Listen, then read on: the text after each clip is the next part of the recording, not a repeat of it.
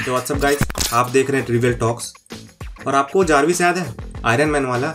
हाँ, वही जो टोनी स्टार्क से बात करता था और उसके आयरन सूट में क्या गड़बड़ है या क्या कमी है उसके बारे में भी आगाह करते रहता था।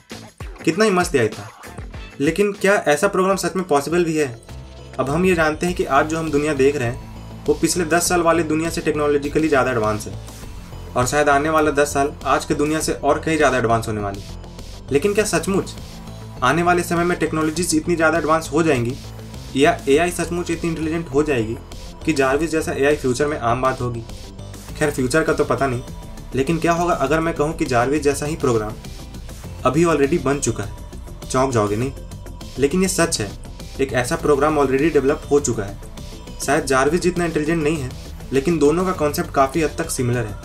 हाँ, बस वो आयरन सूट वाला पार्ट अभी तक डेवलप नहीं हुआ है। बाकी तो कौन है वो इंसान जिसने ऐसा एआई ऑलरेडी डेवलप कर लिया है, जिसे आज तक हम बस फिल्मों में ही देख रहे थे? उस व्यक्ति को शायद हम सभी लोग जानते हैं। वो और कोई नहीं, फेसबुक के फाउंडर मार्क जुकरबर्ग है। Good morning, Mark. It's Saturday, so you only have 5 meetings.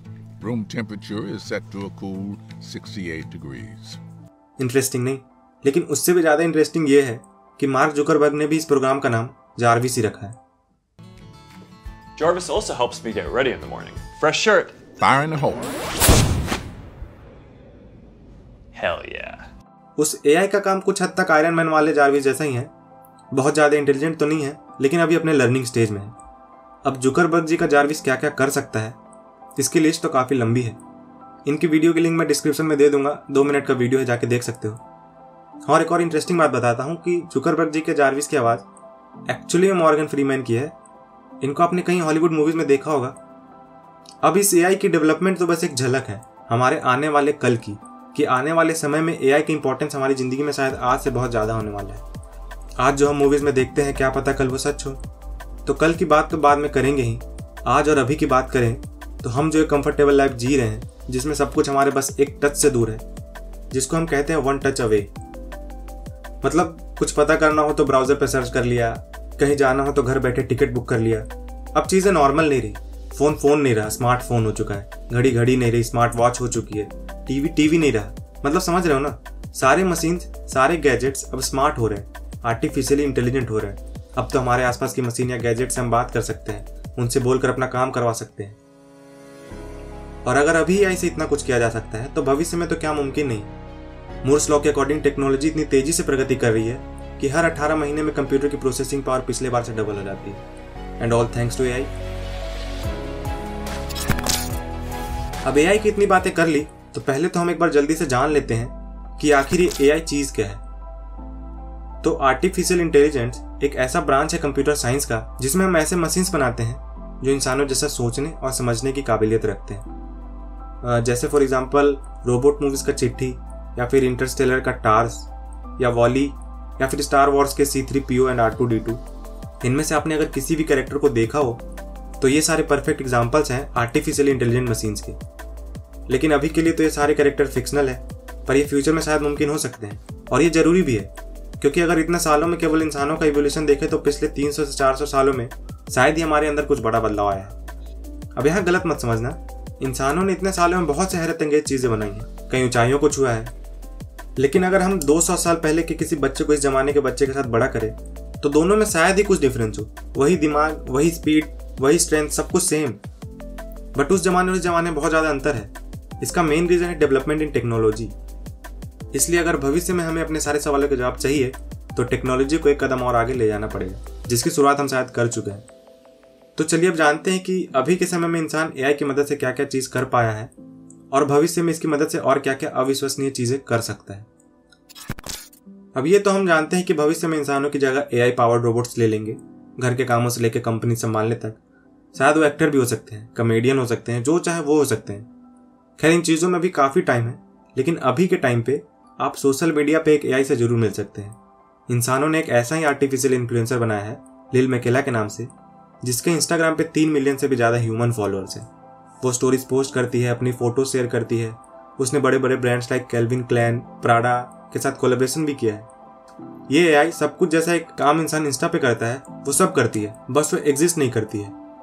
इसके अलावा आपने ये तो नोटिस किया ही होगा कि जब भी आप YouTube या Spotify जैसे ऐप पे कोई वीडियो या गाना प्ले करते हैं या उसे लाइक करते हैं या बार बार देखते हैं तो सिमिलर टाइप का कंटेंट आपको और सजेस्ट होने लगता है।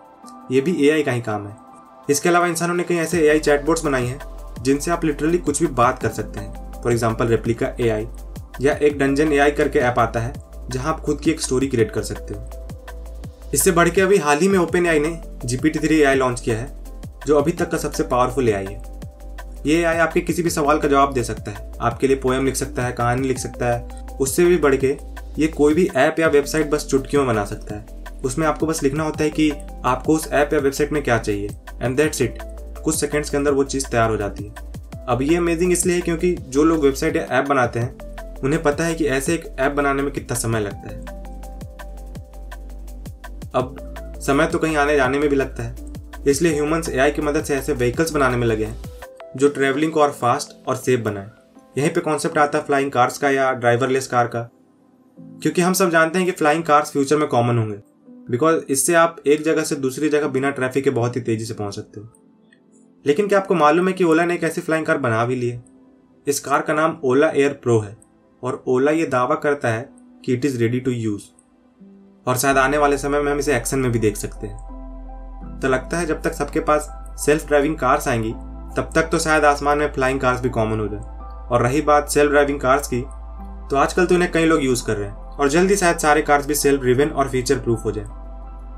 और ये बिल्कुल मुमकिन है कि आने वाले समय में फार्मूला 1 रेसिंग कार्स को भी AI पावर्ड व्हीकल से रिप्लेस कर दिया जाए। इनके होने से ह्यूमन लाइफ को भी कोई खतरा नहीं होगा और जो ये कारें अचीव कर सकती हैं वो लिमिटलेस होगा। और एज अ व्यूअर आपका भी एक्सपीरियंस काफ़ी ज़्यादा इमर्सिव हो जाएगा। आप ही सोचिए, आप शायद कहीं और बैठे हो और उस कार को चला रहे हो वर्चुअल रियलिटी के थ्रू और आप जो स्पीड पे चला सकते हो वो शायद वर्ल्ड रिकॉर्ड तोड़ दे। अमेजिंग। टेक्नोलॉजी आज बहुत ही तेजी से बढ़ रहा है और अगर ह्यूमंस को इस रेस में पीछे नहीं छूटना है तो उन्हें टेक्नोलॉजी के साथ मर्ज होना ही पड़ेगा। जैसा आपने देखा होगा मूवीज में ह्यूमन साइबोर्ग्स को, आधा आदमी आधा मशीन, वो सब अभी के लिए तो फेक है बट उसके पीछे का जो कोर आइडिया है वो उतना ही रियल है और आप उसे आज देख सकते हैं। ह्यूमैनिटी हर एस्पेक्ट में ग्रो कर रही है। इकोनॉमिकली आप एक इंसान की लाइफ स्पैन देख सकते हो या बीमारियों में आज कमी देख सकते हो और ये सब सिर्फ इसलिए मुमकिन हो पाया है क्योंकि समय के साथ केवल इंसान ही बेहतर नहीं हो रहे बल्कि हमारे जो टेक्नोलॉजी है वो भी बेहतर हुआ है क्योंकि हम आज टेक्नोलॉजी से ज़्यादा बेहतर तरीके से कनेक्ट हो पाए हैं। लेकिन अगर आपको लगता है कि आप आज ज़्यादा अच्छे तरीके से टेक्नोलॉजी के साथ मर्ज हो पाए हो तो फ्यूचर में शायद हम इसे और नेक्स्ट लेवल पे ले जा सकते हैं। क्योंकि क्या आपने ब्रेन मशीन इंटरफेस के बारे में सुना है, जिसमें आप अपने दिमाग से मशीन को कंट्रोल कर सकते हैं। सो बेसिकली एक कंपनी है न्यूरालिंक, उन्होंने एक ऐसी मशीन बनाई है जो बहुत बारीकी से ढेर सारे छोटे छोटे इलेक्ट्रोड्स इंसानों के दिमाग में प्लांट कर सकती है। इसके पीछे एक कॉन्सेप्ट ये है कि हमारा दिमाग बहुत तेज़ी से बहुत ज़्यादा सोच सकता है, लेकिन दिक्कत बताने के टाइम आती है क्योंकि जितने तेज़ी से हम बहुत कुछ सोच सकते हैं उतनी ही तेज़ी से हम सब कुछ बोल नहीं सकते। यहीं पे इन इलेक्ट्रोड्स का रोल आता है। इनका सिर्फ 2 ही काम है, to send and receive data from your brain to your smart device. अभी के लिए इसकी टेस्टिंग चूहों पे की जा रही है और उनके ब्रेन एक्टिविटी को डाउनलोड करके देखा जा रहा है जैसा कि कोई मूवी डाउनलोड होती है। अब न्यूरालिंक का ये कहना है कि इस टेक्नोलॉजी की मदद से शुरू में वो ब्रेन डिसीज से पीड़ित लोगों की मदद करेंगे, लेकिन उन्होंने ये भी कहा है कि आगे चल के इस टेक्नोलॉजी का उपयोग सब कर सकते हैं और इससे ये फायदा होगा कि न केवल अब ह्यूमंस आर्टिफिशियल इंटेलिजेंस यूज कर पाएंगे बल्कि वो खुद आर्टिफिशियली इंटेलिजेंट बन जाएंगे। इससे आप अपने दिमाग में अनलिमिटेड इंफॉर्मेशन स्टोर कर पाओगे बिना भूले। आपका AI आपके ब्रेन एक्टिविटी को मेजर कर सकता है, आपके शरीर में होने वाले बीमारियों के बारे में बहुत पहले ही बता सकता है। फोन निकाल के किसी से बात करना पुरानी बात हो जाएगी। आप बात करने की सोचोगे और आप बात कर रहे होगे। आप सारी भाषाएं समझ सकते हो क्योंकि आपका AI आपके लिए इसे ऑटो ट्रांसलेट कर देगा। और अगर आपको कुछ सीखना हो तो गूगल या यूट्यूब से पढ़ने के बजाय सीधा वो इन्फॉर्मेशन अपने दिमाग में डाउनलोड कर सकते हो और वो आपको याद हो जाएगी। पता है सुनने में लग रहा होगा कि ये चीज़ तो नामुमकिन है, लेकिन अगर आज से आप 100-150 साल पहले किसी को स्मार्टफोन दे के ये बोलते कि इससे आप इंडिया में रह के अमेरिका में बात कर सकते हो तो वो शायद आपको पागल ही समझता है। तो आज की दुनिया में तो कुछ भी पॉसिबल है और आने वाले समय में तो क्या क्या पॉसिबल हो सकता है ये हम सोच भी नहीं सकते क्योंकि टेक्नोलॉजी समय के साथ बहुत पावरफुल हो सकती है और हमने तो इस टेक्नोलॉजी के एवोल्यूशन को विटनेस किया है। From nothing to everything. एक ज़माने में इंटरनेट के बारे में सुना नहीं था और आज सब काम इंटरनेट से कर रहे हैं। हमने अपने आंखों के सामने मोबाइल फोन्स को बनने से लेकर स्मार्ट होते देखा और रेडियो से टीवी तक का सफ़र तय किया। जो टेक्नोलॉजीज हम यूज़ कर रहे हैं, कुछ साल पहले क्या हमने सोचा भी था कि ऐसा मुमकिन है? तो अगर हमने ये सब विटनेस किया है, तब तो हम ये जानते हैं कि टेक्नोलॉजीज की कोई सीमा नहीं है। There is always a room for development यहाँ बहुत सही बैठता है, और हम टेक्नोलॉजी को हर दिन बेहतर और बड़ा बना भी रहे हैं। बट यहाँ पे एक दिक्कत भी है, चूँकि बड़ी बड़ी पावर्स के साथ आती हैं बड़ी बड़ी जिम्मेदारियाँ, और इतिहास गवाह है कि ये इंटेलिजेंस ही है जिसने इंसानों को बाकी जीवों से काफ़ी ऊपर कर दिया है, और उन्होंने अपने मतलब के लिए कम समझदार जीवों के साथ कुछ भी किया। और जिस दिन एआई हमसे ज़्यादा इंटेलिजेंट हो जाएगा, तो हो सकता है कि इंसानों ने जो हाल जानवरों का किया वो एआई इंसानों का कर दे। बिकॉज क्या आपने कभी सोचा है कि ये यूनिवर्स इतना बड़ा है, यहाँ इतने सारे प्लैनेट्स होने के बावजूद इंसानों के अलावा और कोई इंटेलिजेंट प्राणी कहीं और क्यों नहीं है? तो एक थ्योरी के अनुसार ऐसे बहुत से प्राणी थे, किंतु हर पुरानी सभ्यता टेक्नोलॉजिकली इतना ज़्यादा एडवांस हो गई कि अंत में उन्होंने अपना खुद का ही विनाश कर लिया। तो एट द एंड सवाल यही है कि क्या फ्यूचर में एआई लोगों की ज़िंदगी बदल देगा या उसे ख़त्म कर देगा? जानेंगे अगले वीडियो में। सो मुझे उम्मीद है कि आपको इस वीडियो में मज़ा आया होगा। मैं जल्दी इसका नेक्स्ट पार्ट भी लाने वाला हूँ, सो लाइक और सब्सक्राइब करना मत भूलिएगा।